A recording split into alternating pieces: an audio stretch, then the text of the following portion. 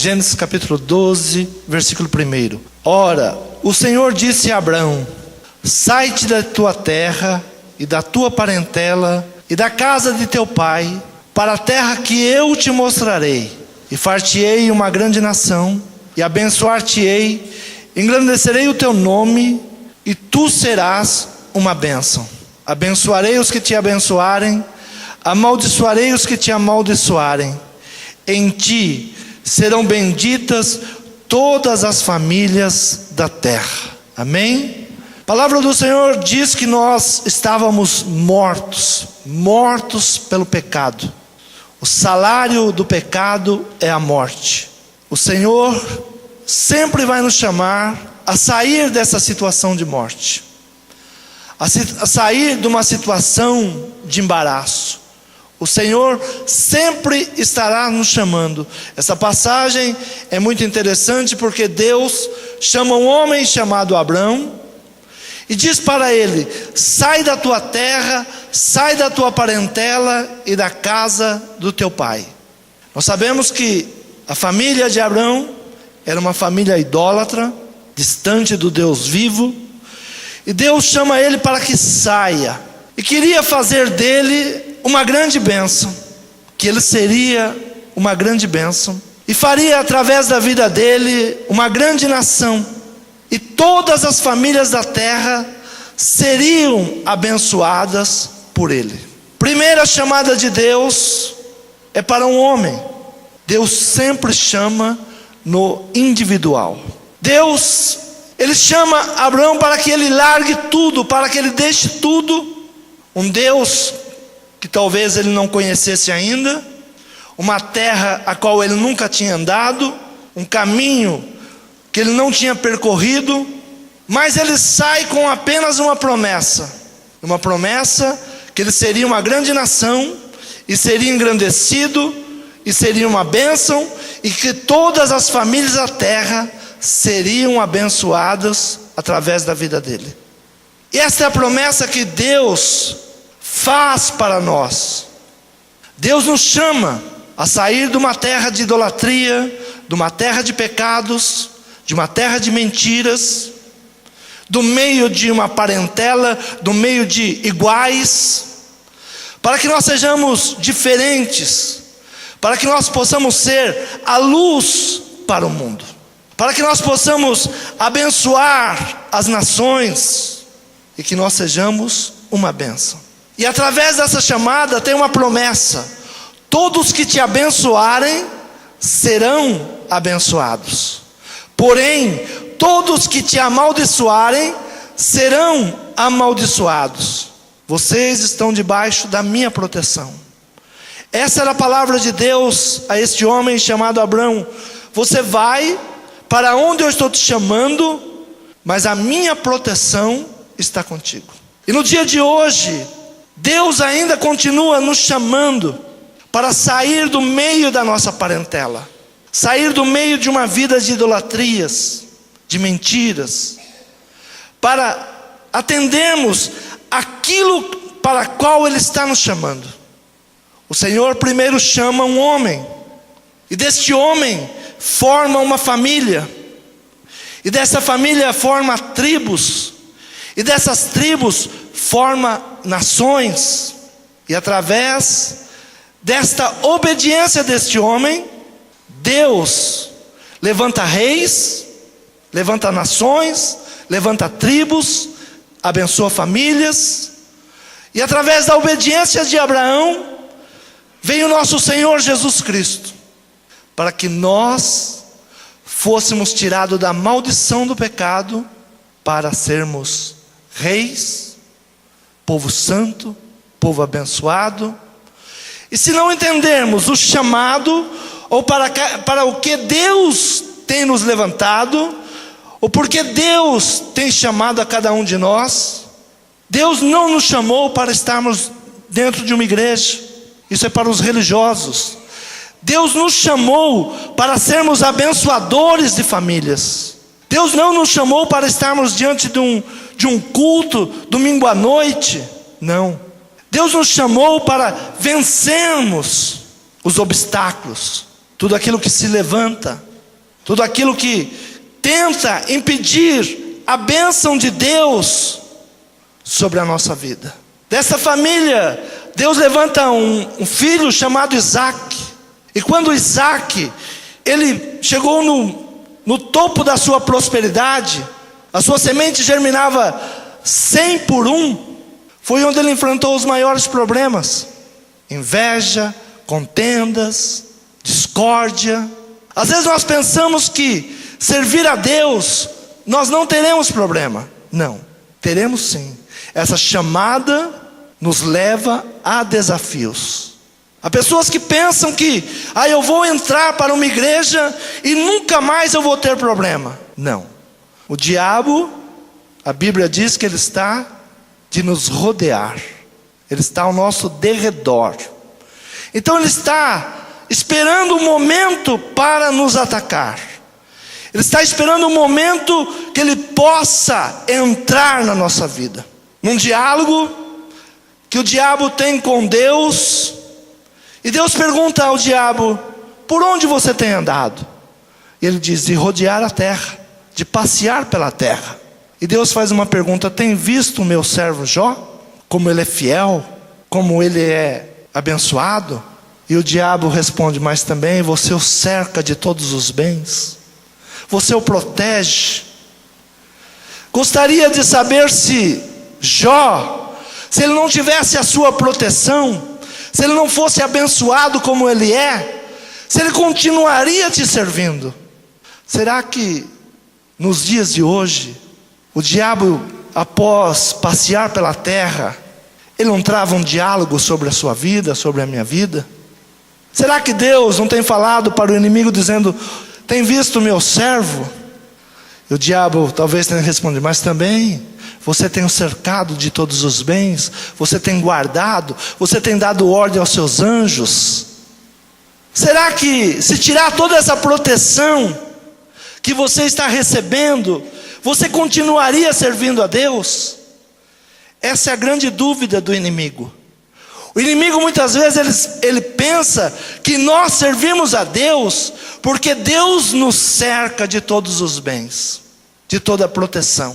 A palavra do Senhor diz que o ouro é provado no fogo. Como é que se prova o ouro?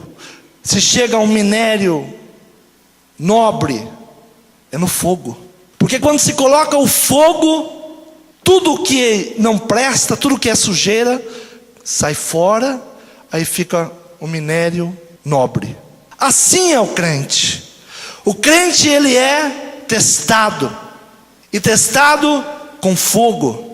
Muitas vezes nós passamos por situações que nós não entendemos.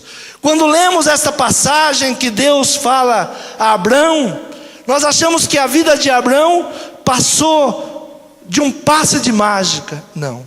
Houve perseguições, houve guerras, houve separações, houve invejas. Tudo isso passou o justo Abrão. Mas Deus dá a ele uma promessa: farei de ti uma grande nação, eu te abençoarei. Os que te abençoarem serão abençoados, os que te amaldiçoarem serão amaldiçoados. Sabe que nós perdemos muito tempo com pessoas que estão nos amaldiçoando? Quando Deus diz o seguinte: aqueles que te amaldiçoarem, eu cuido deles. E nós perdemos muito tempo com pessoas que estão falando contra você, contra a sua vida. A gente perde muito tempo. Não é problema nosso. Aqueles que estão nos amaldiçoando, aqueles que estão vindo contra nós, não são problemas nossos. Abençoarei os que te abençoarem. Não se preocupe também em agradar aqueles que estão te abençoando. Deus vai cuidando. Por onde você vai passando, vai ficando um rastro de bênção. Um rastro de bênção. Pessoas vão sendo abençoadas sem você saber o porquê. Não se preocupe, não pare para abençoar. Continue o seu caminho. O Senhor diz: sai da tua parentela e vem para o caminho que eu vou te mostrar.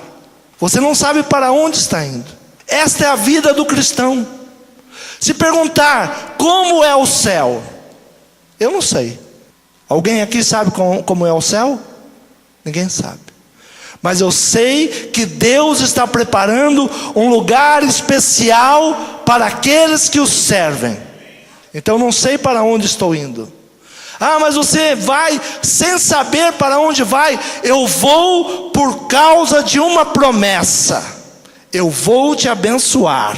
E se Deus falou que vai nos abençoar, não tenha dúvida. Deus, Ele começa a ter os seus planos, a planejar as coisas antes do nosso entendimento.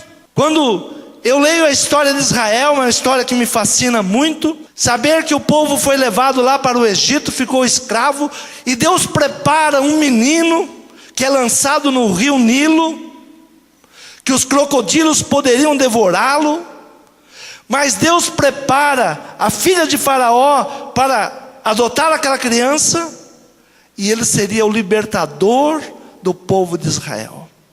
Talvez tudo que você está passando hoje, sofrendo hoje, você não entende, mas Deus já está preparando a sua vitória. Deus é um Deus que trabalha. Enquanto você dorme, Deus trabalha. Enquanto nós não sabemos para onde estamos indo ou como estamos indo, Deus está preparando. Deus já está providenciando para que nós sejamos abençoados. Uma coisa é certa: Deus não falha. Primeira epístola, primeira carta de São Pedro, capítulo 2, versículo 9, ele nos dá uma ideia daquilo que nós somos. Mas vós sois a geração eleita. O que é uma geração eleita? É uma geração levantada para determinado processo de Deus. Você foi eleito, você foi escolhido. Por que você está aqui esta noite? Porque você faz parte de uma geração eleita. Deus não permitiu que você nascesse sem um propósito. Por que você nasceu? Algumas pessoas não sabem por que nasceram, mas Deus não permitiu que você nascesse sem um propósito. Desde o ventre da minha mãe, Deus me escolheu. Desde o ventre da minha mãe, Deus me escolheu. Quantos foram escolhidos por Deus? Mas vós sois a geração eleita. Então você é aquele que Deus elegeu para uma obra, para realizar a sua obra, levar a sua obra avante. Através de você, as famílias serão abençoadas. Através de você, Deus vai levantar tribos e nações. Muitas pessoas vêm à igreja, dizem ser cristãos, mas não entenderam ainda o propósito de Deus na sua vida. Algumas até pensam que Deus não está com elas, porque elas estão passando por algum problema. Todos os grandes homens da Bíblia passaram por problemas. Hebreus capítulo 11 fala dos heróis, que nós chamamos dos heróis da fé. E diz que da fraqueza eles tiraram forças. Da fraqueza tiraram forças. A Bíblia não tem super-homens. A Bíblia tem homens que entenderam a chamada e seguiram a sua chamada, sabendo que Deus estava no controle de todas as coisas. O diabo, ele não tem poder sobre a tua vida. Quem tem o poder de todas as coisas é o Senhor Jesus. Todo o poder foi me dado nos céus e na terra. E se nós estamos debaixo dessa chamada, e se nós somos obedientes a essa chamada, o nosso final será de bênção.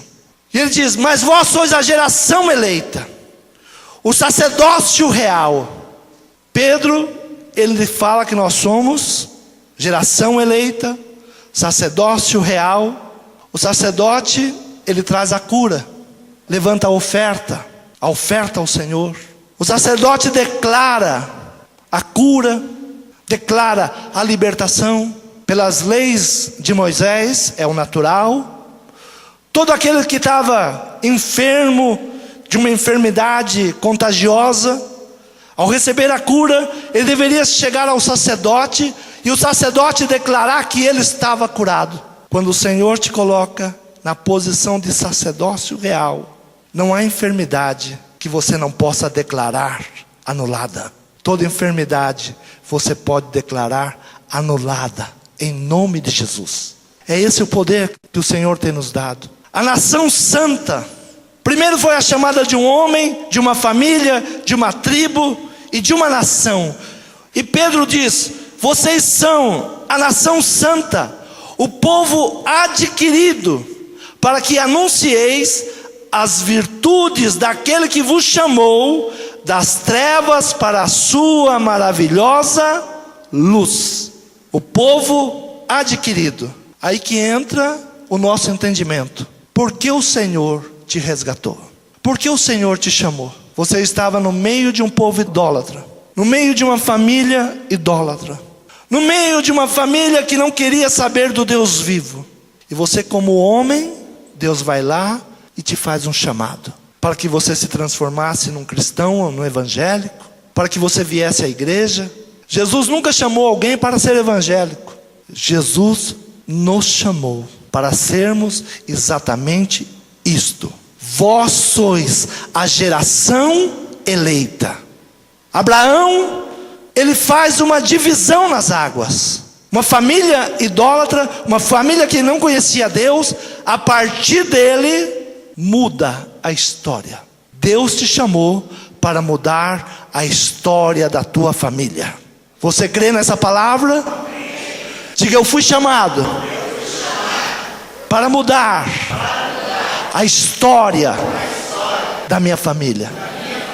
Vós sois a geração eleita. Quantos vieram antes de Abraão? A família de Abraão, quantos tinham? Mas Deus olha para aquela família e chama ele. Deus olha para a tua família e chama você. A história da minha família, Deus chamou primeiro a minha irmã Marli, com 4 anos de idade. E Deus tem os seus planos. Uma inquilina na casa dos meus pais, pega uma menina de 4 anos e começa a encaminhar ela para a igreja.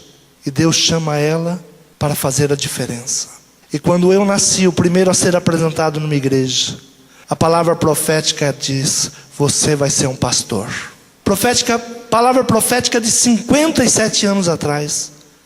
Passaram 30 anos para que isso acontecesse. Mas Deus trabalha. Deus não esquece as suas promessas. Se você tem uma promessa, não pense que Deus esqueceu. Se você tem um chamado, não pense que Deus esqueceu. Passará o que tiver que passar, mas as palavras do Senhor não passarão. E você não vai entender como vai acontecer, mas vai acontecer. E Pedro, ele diz: povo adquirido, para que anuncieis as virtudes daquele que vos chamou das trevas para a sua maravilhosa luz. Primeira coisa que você deve entender: você estava nas trevas quando o Senhor te chamou. A decisão de continuar em trevas ou caminhar na luz não é de Deus, é sua. A chamada é de Deus, mas o eis-me aqui pertence a nós. O que você quer? Continuar em trevas, continuar em mentiras, ou anunciar a sua maravilhosa luz? A decisão é nossa. Deus tem um chamado, Deus tem promessas. Há muitos homens que tinham promessas em sua vida e não se cumpriram, não porque Deus não quis cumpri-las, mas porque foram desobedientes ao chamado. Deus te chama, Deus pede para que você continue, Deus pede para que você não volte atrás, Deus pede para que você creia que Ele está te guardando, que Ele está te livrando, que Ele está te protegendo. Mas você pode dizer: mas se levantaram tantas coisas contra mim. Se levantaram muitas coisas contra José, se levantaram muitas coisas contra Davi, se levantaram muitas coisas contra Isaac, se levantaram muitas coisas contra Moisés, mas eles foram mais do que vencedores. Esse é o final daquele que persevera na palavra do Senhor, daquele que obedece o chamado do Senhor, para que anuncieis as virtudes daquele que vos chamou das trevas para a sua maravilhosa luz. Vós que em outro tempo não eres povo, mas agora sois povo de Deus, que não tinhais alcançado misericórdia, mas agora alcançaste misericórdia. Você não era, você não tinha, agora tem. Sabe por que nós não somos consumidos pelo inimigo? Por causa das misericórdias de Deus, por causa da proteção de Deus, por causa do nosso chamado, por causa de sermos uma geração eleita. Ainda que o inimigo ele se levante feroz contra nós, nós não éramos, nós não tínhamos, mas fomos alcançados pela misericórdia de Deus. Perseverar no caminho, perseverar na chamada, não importa o que tem se levantado, não importa o que está acontecendo, não importa os invejosos, não importa aqueles que te amaldiçoam, não importa aqueles que entram em contenda contra você, não importa, porque você é eleito, você foi chamado. E qual é o chamado que nós temos? A igreja, os cristãos, há sempre uma pergunta. Ainda ontem estava assistindo um pastor e ele estava falando sobre a teologia da prosperidade. E ele diz: eu quero ver se alguém pode me contradizer sobre a teologia da prosperidade que eu creio. E dentro da palavra, o crente é para ser próspero. Quantos creem assim? Deus tem um chamado para a prosperidade. Algumas pessoas pensam que o cristão ele deve ser pobre, ele deve ser miserável. Não, isso é maldição. Quando nós vamos à lei, Deuteronômio 28, a maldição é a pobreza, irmãos, é a miséria. Então tudo vai mal, vai mal o teu gado, vai mal a tua casa, vai mal os teus negócios, vai mal os teus filhos. E algumas pessoas pensam, influenciados por uma linha que diz que para agradarmos a Deus nós precisamos ser miseráveis. Não, Deus abençoa, Deus enriquece e não acrescenta dores. E eu estava observando exatamente ele falar sobre os pontos teológicos que ele acredita, que ele crê. Realmente Deus quer a prosperidade do seu povo. Deus não quer o seu povo miserável, Deus não quer o seu povo vivendo uma vida de derrota, não. Deus não nos chamou para sermos miseráveis, um povo cabisbaixo, não.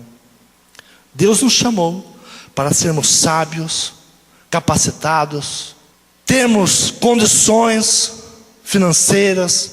Nós não adoramos a Deus porque temos ou porque não temos. Nós adoramos a Deus pelo que Ele é. O profeta Abacuque ele diz: ainda que não vingue, ainda que não tenha, todavia eu me alegro no Senhor.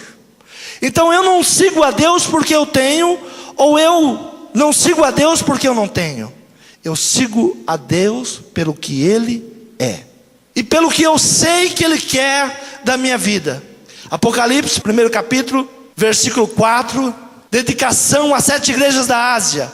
João, as 7 igrejas que estão na Ásia: graça e paz seja convosco da parte daquele que é, e que era, e que há de vir, e dos 7 espíritos que estão diante do seu trono, e da parte de Jesus Cristo, que é a fiel testemunha, o primogênito dos mortos e o príncipe dos reis da terra, aquele que nos ama e em seu sangue nos lavou dos nossos pecados e nos fez reis e sacerdotes para Deus e seu Pai. A Ele glória e poder para todos sempre. amém.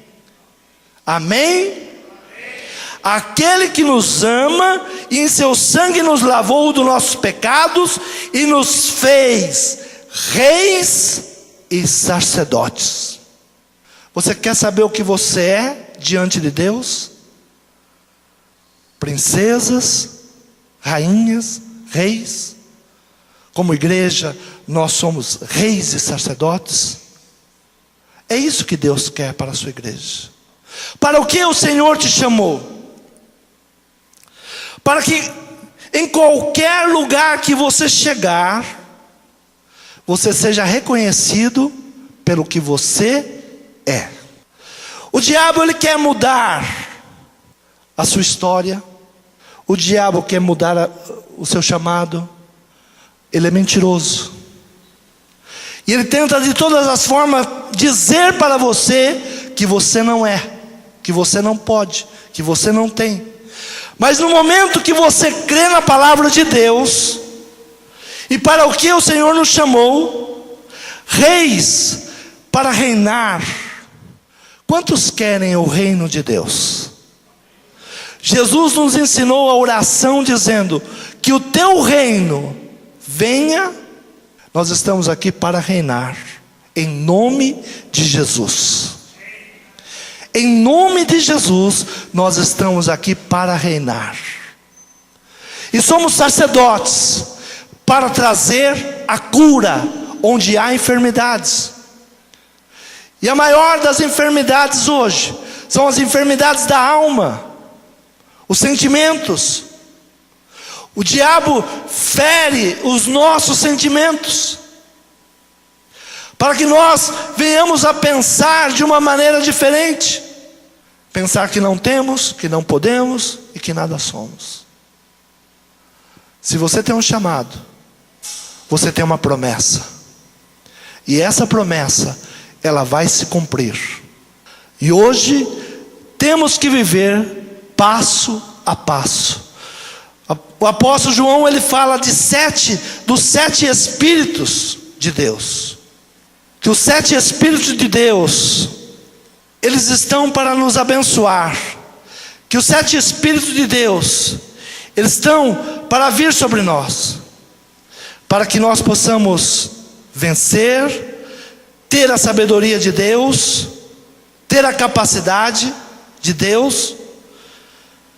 Quando nós pedimos ao Senhor, entendemos que o Espírito Santo, ele vai nos capacitar. Qual seja a situação que você esteja vivendo, há uma promessa, há um chamado.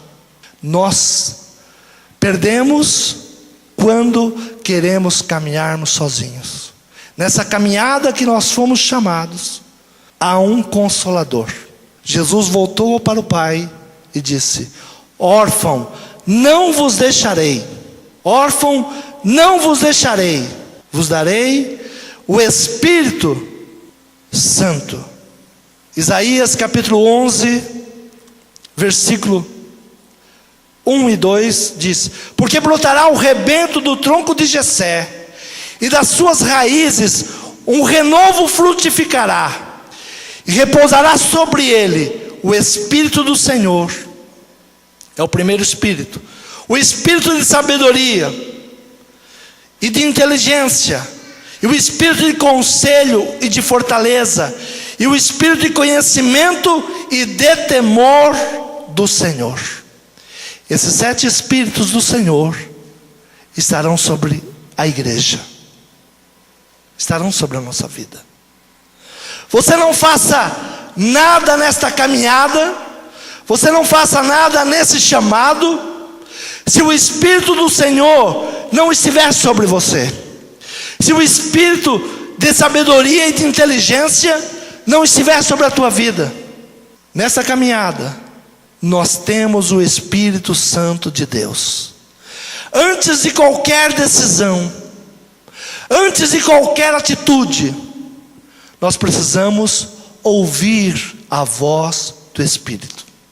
Há sobre nós, há sobre a nossa casa, há sobre o nosso ministério o Espírito Santo de Deus, o Espírito do Senhor, e da parte de Jesus Cristo, que é fiel testemunha, o primogênito dos mortos e o príncipe dos reis da terra, aquele que nos ama e em seu sangue nos lavou dos nossos pecados e nos fez reis e sacerdotes para Deus seu Pai. A Ele glória e poder para todos sempre. Amém.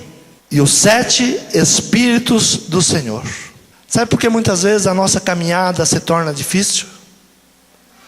Porque nós nos esquecemos do Espírito Santo de Deus.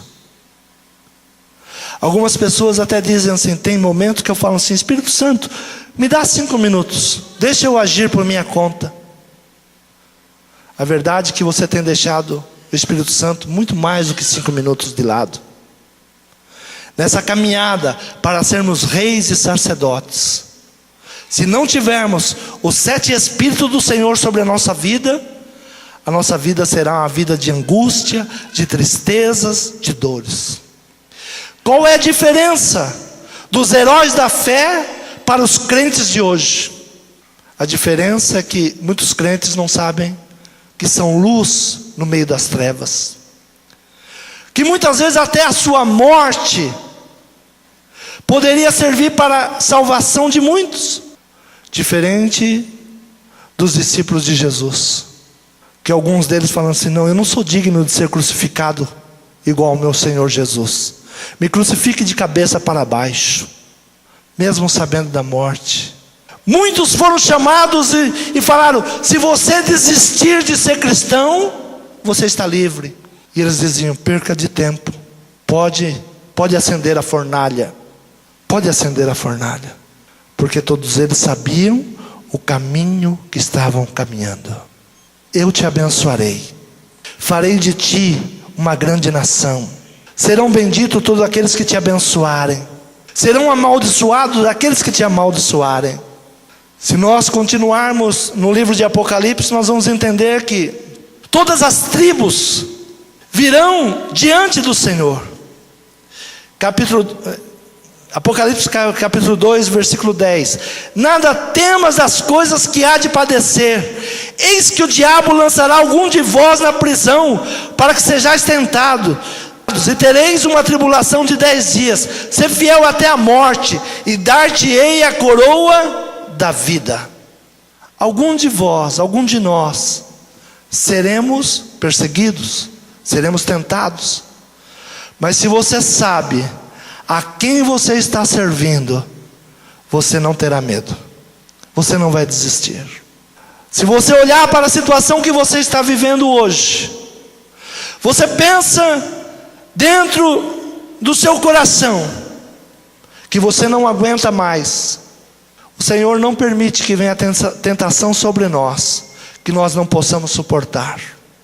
Todas as tentações que estão vindo, você pode suportar, mas farão de você vencedor ou um derrotado. Quantos querem ser mais do que vencedor? Então diga, o Senhor me chamou para ser uma geração eleita, um divisor de águas. A partir de mim, todos da minha casa serão abençoados. Sacerdócio real. Não há nada, não há chagas, não há enfermidade, não há mal que eu não declare cura. Você crê? Tudo que está vindo contra a tua casa, pela unção que há sobre a sua vida, amém?